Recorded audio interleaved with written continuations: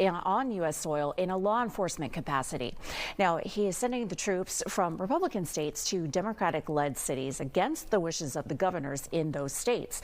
The governor of Illinois calling the deployment of Texas troops in Chicago a, quote, unconstitutional invasion by the federal government.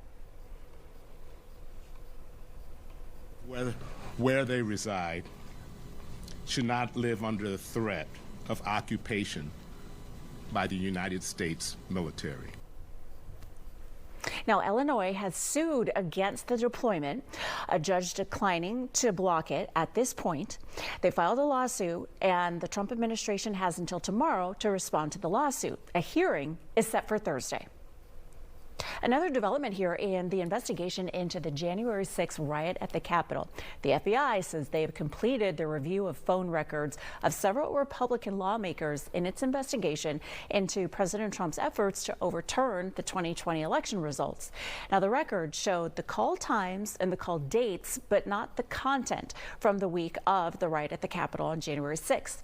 Republican senators like Lindsey Graham and Josh Hawley were subjects of the probe, and GOP leaders, though, called the action an abuse of power. Today marks 2 years since Hamas attacked a music festival in Israel, killing more than 1,200 people and taking more than 200 others hostage. Vigils have been held around the world over the past 24 hours. Governor Greg Abbott called for a statewide moment of silence to honor the victims this morning. Smoke rising across the Gaza Strip ahead of pivotal talks nearly 300 miles away in Egypt yesterday that could finally bring an end to the fighting. Special Envoy Steve Witkoff and Trump's son-in-law Jared Kushner are leading the talks in Egypt on behalf of the U.S.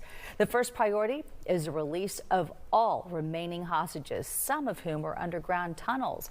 That's where they've been starved and reportedly forced to dig their own graves. I think that we are the closest we have been in a very long time to having no hostages held by Hamas, either living or deceased. President Trump urges negotiators to work fast. He wants the 20 hostages believed to still be alive released this week. The more difficult talks regarding withdrawing troops and governing Gaza will come next. It has now been a full week of a government shutdown. It's impacting air traffic controllers, and it also means that several thousand federal employees will not get their full next paycheck, which is scheduled to go out tomorrow. Now, the shutdown is being blamed for air traffic controllers calling out sick en masse at the Burbank Airport in Southern California, leaving the airport without air traffic controllers for hours on Monday. Now, at issue here is health care. Both Republicans and Democrats say they agree that they don't want to break federal law by giving access to undocumented immigrants with benefits through Medicaid, Medicare, and the Affordable Care Act. What they can't seem to agree on, though, is a funding bill that will keep the government up and running. If the president decides that the negotiations are absolutely going nowhere, then there will start to be layoffs. Well, the Senate is scheduled to vote again today on a spending deal they've already voted down multiple times. There is, though, talks about a possible compromise on Capitol Hill. If you're looking to connect with your community and law enforcement, tonight's your night to do it. It is the 42nd annual National Night Out. Houston Police Department, for example, is hosting events from 6 o'clock to 9 o'clock tonight. And remember, this is to build up community involvement and police community relationships. So you can check your local law enforcement social media pages to see where events are happening locally in your area. All right, so all the light pollution that keeps you from seeing all those beautiful stars over Texas, it's also impacting birds that are looking to migrate to warmer weather. So there are a couple things, though, that we can do to help them get to where they're going safely. Before that, though, what's going on with your traffic? We do our best to keep you aware so you know what to expect as you head out and about. As we take a look to see if there are any accidents, I can tell you that everything has been cleared. So things are looking better, in recovery mode for sure on a lot of highways out there because they cleared just moments ago. Let's take you outside through this Houston TransStar, give you a better idea of some of that slower traffic along Highway 288 at West Orem. We'll be right back. At the Big Star Group of dealers, finding the right vehicle is simple. It's not just our large inventory, easy shopping process, or incredible saving. It's our amazing staff who always put our customers first. Shop Big Star Honda or any of our locations today. We hear you.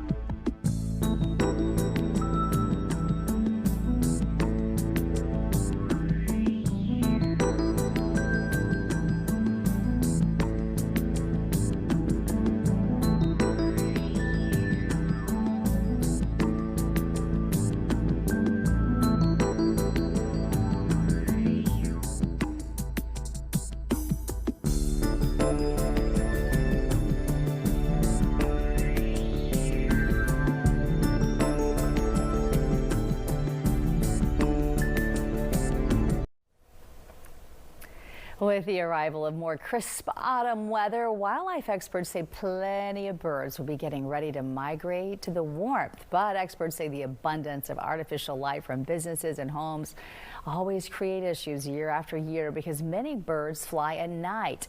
Ted Lindner takes a closer look at how you can help throughout the fall. As we dive deeper into fall and temperatures start to drop, environmentalists say billions of birds across the country will be taken to the skies and heading for warmer climates. So of all of the species we have moving across North America, we often say about 70% of birds are migratory. According to Dr. Kyle Horton of Purdue University, roughly 80% of these birds migrate at night. Usually they'll lift off around sunset, and migration usually peaks about 3 to 4 hours after local sunset. And the airways can get pretty crowded. During peak migration, we're looking at hundreds of millions of birds, sometimes approaching 1 billion birds flying on a given night. But experts like Dr. Horton are raising red flags, citing how the abundance of artificial light from homes, businesses, streets, and beyond are throwing the birds off course. In just the last 100 to 200 years, we've dramatically altered the nighttime skyline with lights at night. And migratory birds, like you might think of insects, are attracted to lights at night. And this attraction can be fatal. Collisions with usually windows is one of our problematic areas. But specialists say there's plenty that folks can do throughout the season to prevent foul play. We often advocate if you can turn off lights from 11 p.m. to 6 a.m., that can help reduce some of that attraction. This could be dimming lights. It could be introducing warmer colored lights. Those are usually more orange in color. Pulling down the shades at night can reduce that glow coming out of a house or a building. Ted Lindner, Fox News. It's 8:12 now. Are you team iPhone or team Android? Just ahead, the pros and cons of both phones and choosing the right one for your needs.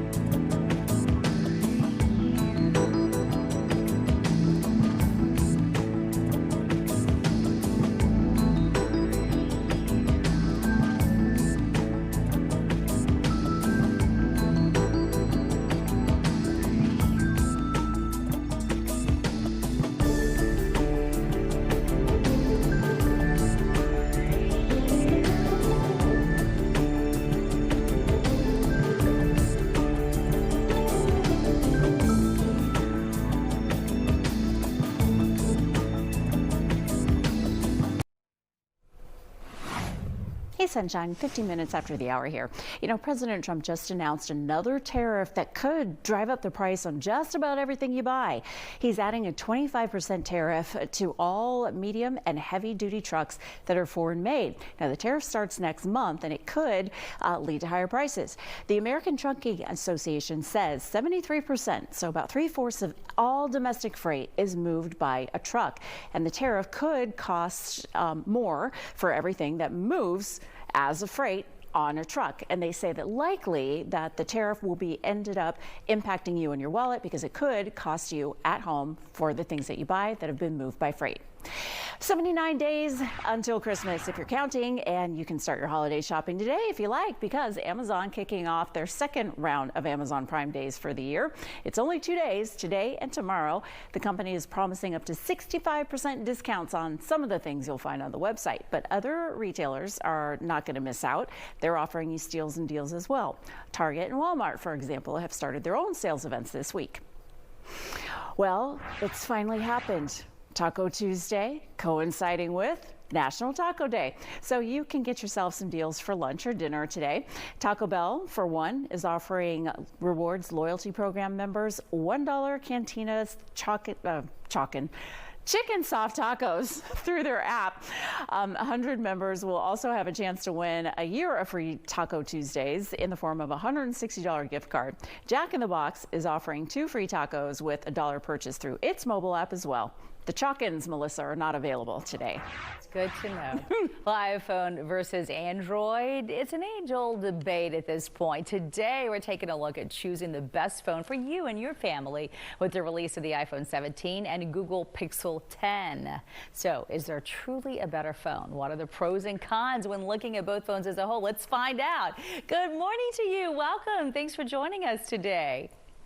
Thank you. Hey, Melissa, and hey, Houston. How are you doing? Hey, you've got to tell us what's your thought on this, because we know that people either love an Android or an iPhone, and there's not a lot of middle ground.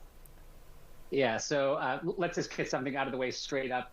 The phones right now are super mature, and it's really hard to go wrong with either the iPhone 17 or the Pixel 10. Both of them have amazing cameras. They can basically take beautiful images. It's hard to take a bad shot with one of these things. Plus, they have optical image stabilization. So if you're taking 4K video for your new TV or whatever, like, it's really steady and beautiful. The colors look great. Details are wonderful. So right there, it's hard to go wrong. Then you have like really fast performance. So both of them can run like the latest games. It can handle pretty much anything you throw at it. The biggest difference between them might be the AI features, but that's really depends on how people really want to use these things. Apple's got a limited version of it, but Google's got a very, very mature version of AI that does all kinds of things, including something called Magic Queue that brings up proactively things you need before you need it. So I'm not hearing you choose one over the other whatsoever, right? I think the choice for people, the way it works is, I'm a parent, so it's hard to say this, but peer pressure is kind of important here.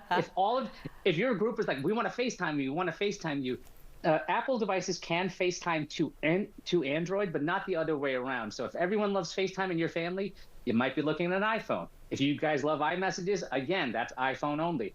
So if that's the world you're in, then you might want to consider that, or you might have to justify why you have an Android or a green bubble. I don't know if that's still a thing anymore, but it's more about how you use the device. Like if you've got a ton of Apple devices at home, like an Apple TV, yeah, get an iPhone. You know, if you've got a bunch of Google devices at home, maybe get a Pixel. But it's really hard to go, like I said, it's really hard to go wrong with either one.